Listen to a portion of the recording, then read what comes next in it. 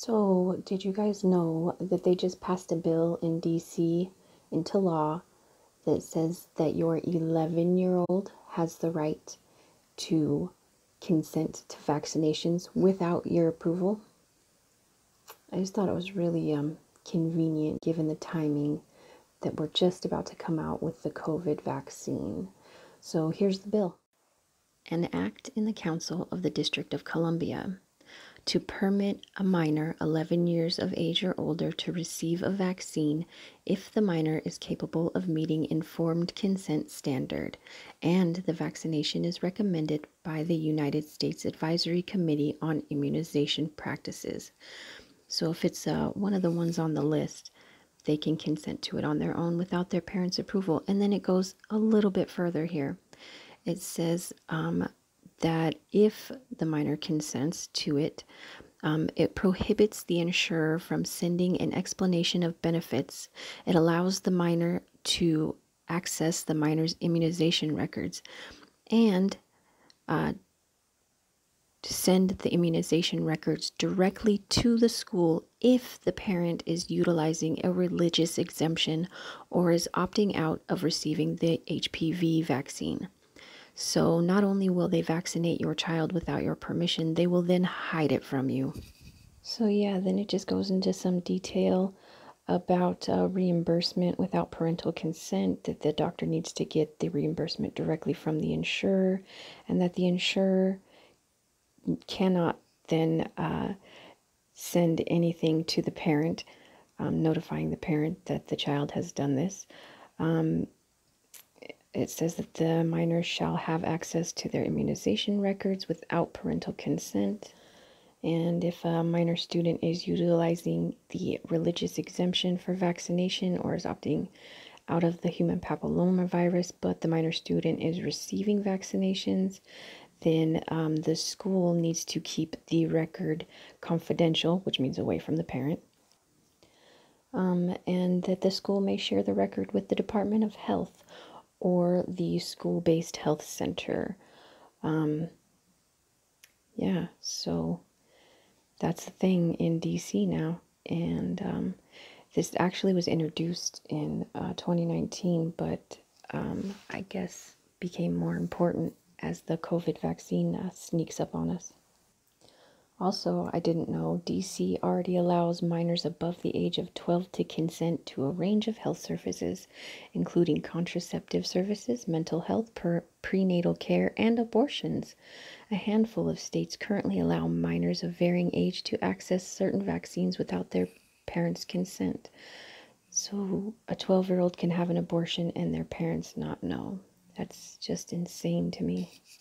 And it also seems like a really good way to make sure that any child in a human trafficking situation is, not getting helped for that. So, yeah, definitely don't love this at all. In other news, the study finds asymptomatic spread not a significant source of the spread of the virus. It says the study published in Nature identified 300 asymptomatic positive cases through a massive screening program of more than 9 million Chinese citizens post-lockdown. Samples of the asymptomatic cases were also cultured in a lab. The authors found that 190 of the 300 samples tested positive for antibodies, indicating a possible recent COVID-19 infection, or the PCR test resulted in a false positive. All right. The scientists identified and followed 1,174 close contacts of asymptomatic cases and found that none of the contacts tested positive for COVID-19. They noted, compared with symptomatic patients, asymptomatic infected persons generally have a low quality of viral loads and a short duration of viral shedding, which decrease the transmission risk of SARS-CoV-2. The study confirms what physicians have known and non-scientists have suspected for millennia. And this is crazy because this is one of the things that our transmission rate is blamed the most for. Oh, it's the asymptomatic people. It's not. Then I also found this little gem. The U.S. Army is developing tech that reads soldiers' minds. Nice. The U.S. Army is pouring money into neuroscience research in a bid to try and decode the meaning behind different brain signals. The ultimate goal, likely still far in the future, I don't believe that, is to build a system that would allow soldiers to communicate with nothing more than their thoughts. I thought that was pretty crazy. Anyways, they've committed to spend $6.25 million on the project over the next 5 years. That's chum change, it says. Yeah. So we're not only measuring signals, but we're interpreting them. The next step is to decode other categories of brain signals so that the computer would eventually be able to interpret a soldier's thoughts. So yeah, that's interesting, I guess. Then again, from China turns on nuclear-powered artificial sun.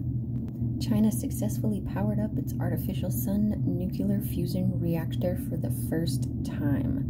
The HL-2M reactor is China's largest and most advanced nuclear fusion experimental research device, and scientists hope that the device can potentially unlock a powerful clean energy source. It uses powerful magnetic field to fuse hot plasma and can reach temperatures of over 150 million degrees Celsius, which is approximately 10 times hotter than the core of the sun. It was completed last year. The reactor is often called an artificial sun on account of the enormous heat and power it produces.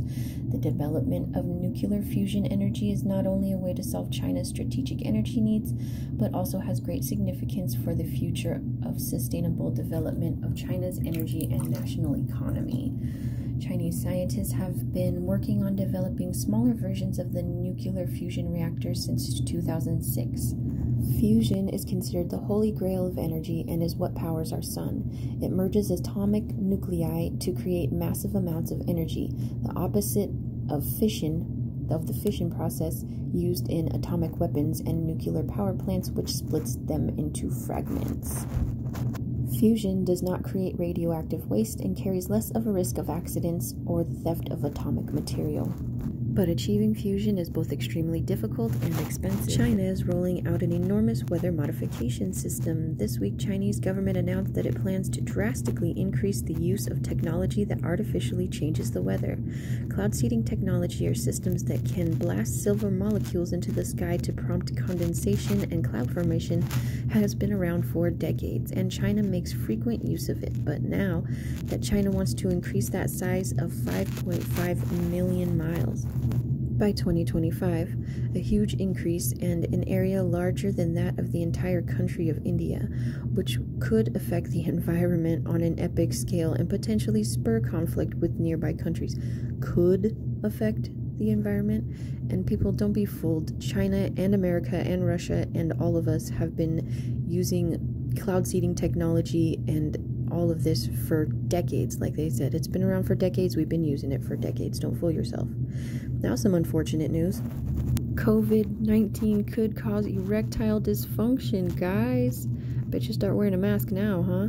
As if 2020 hasn't been deflating enough, one medical expert now claims COVID-19 could cause erectile dysfunction. Damn it. Molnupiravir, the drug that completely stops the spread of coronavirus in 24 hours. What? So lets everybody get vaccinated? No. This is really weird, huh? So let's see. The COVID-19 vaccine may spell the end of the pandemic, but while mass vaccination is not available, it's vital to stop community transmission. The new antiviral drug has managed to suppress completely the transmission of the coronavirus in just 24 hours, according to studies by the Institute of Biomedical Sciences of Georgia State University. This is the first demonstration of an orally available drug that quickly blocks transmission of SARS-CoV-2. The antiviral drug was developed at a university in Atlanta by the drug innovation company which partnered blah blah blah, was originally designed to treat the flu and prevent the virus from making copies of itself, creating errors during the viral RNA replication. The experts detail that tests were carried out on ferrets, and it was observed that they presented a reduction in the amount of viral particles. Then those ferrets were put with others, and none of the ferrets in the second group became infected with COVID-19. Well, that's awesome. I wish that mainstream media reported about that.